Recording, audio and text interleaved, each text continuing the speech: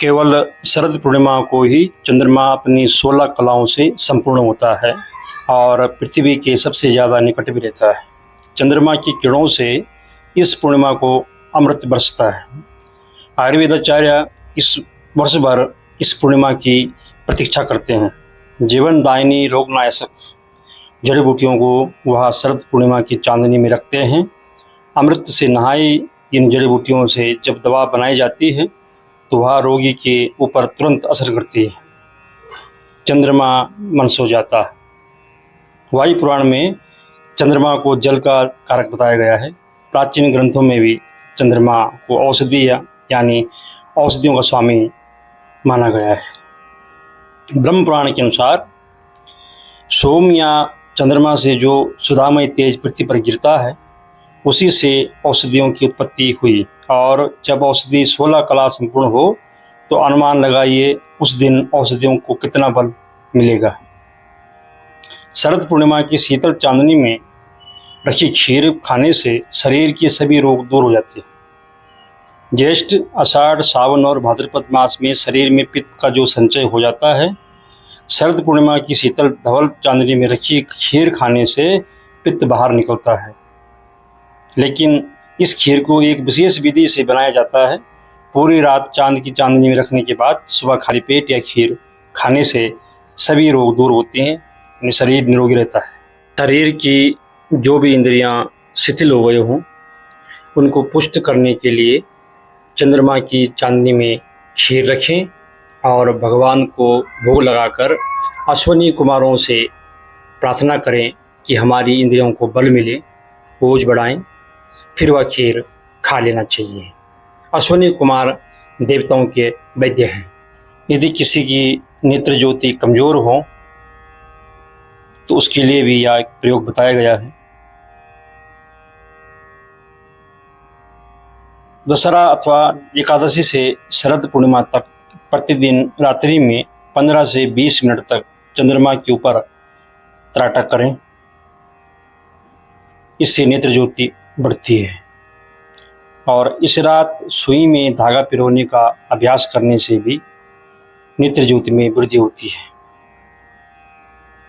तो कोशिश करें कि चंद्रमा को एक टकटकी लगाकर देखें और त्राटक करें। कम से कम 5 से 10 मिनट तो जरूर करें। इससे आँखों को दिव्यता व रोशनी प्राप्त होती है। किसी को दांतों की समस्या है, मसूड़ों की समस्या है, मसूड़ों से खून निकलता है, तो यह प्रयोग करें। इस दिन रात को चांदनी में सेब फल 2-3 घंटे रख के फिर उसे चबा चबा कर खाने से मसूड़ों से खून निकलने का रोग नहीं होता तथा कब्ज से भी छुटकारा मिलता है। तुलसी के 10-12 पत्ते एक कटोरी पानी में भिगोकर चांदनी रात में 2-3 घंटे के लिए रख दें। फिर इन पत्तों को छोटे छोटे टुकड़े कर निगल लें, खा लें व थोड़ा पानी पिएं। बचे हुए पानी को छानकर एक एक बूंद आँखों में डालें, नाभि में मलें तथा पैरों के तलवों पर भी मलें। आँखों में धुंधला दिखना, बार बार पानी आना आदि से में इससे लाभ होता है। तुलसी की पानी की बूंदें चंद्र किरणों के संग मिलकर प्राकृतिक अमृत बन जाती है। सौंठ, काली मिर्च और लौंग डालकर उबला हुआ दूध चांदनी रात में 2-3 घंटे रखकर पीने से बार बार जुकाम नहीं होता, सिर दर्द में भी आराम होता है। दमा मिटाने का अद्भुत प्रयोग। दमे की बीमारी वालों के लिए शरद पूर्णिमा का दिन वरदान स्वरूप है।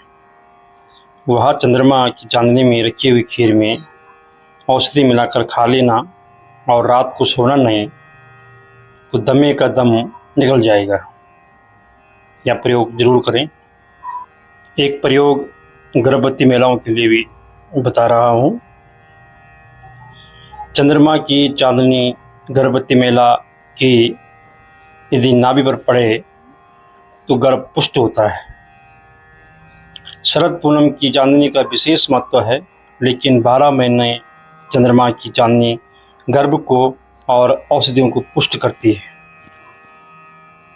250 ग्राम दूध में 1-2 बादाम या 2-3 छुहारों के टुकड़े करके उबालें। फिर उस दूध को पतले सूती कपड़े में ढककर चंद्रमा की चांदनी में 2-3 घंटे रख दें। या दूध औषधीय गुणों से पुष्ट हो जाएगा। सुबह इस दूध को आप पी लें। इस दिन भूलकर भी न करें काम।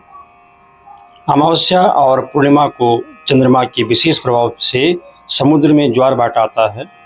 जब चंद्रमा इतने बड़े दिगंबर समुद्र में उथल पुथल कर विशेष कंपायमान कर देता है तो हमारे शरीर में जो जलीय अंश है, सप्त धातुएं हैं, सप्तरंग है, उन पर भी चंद्रमा का प्रभाव पड़ता है।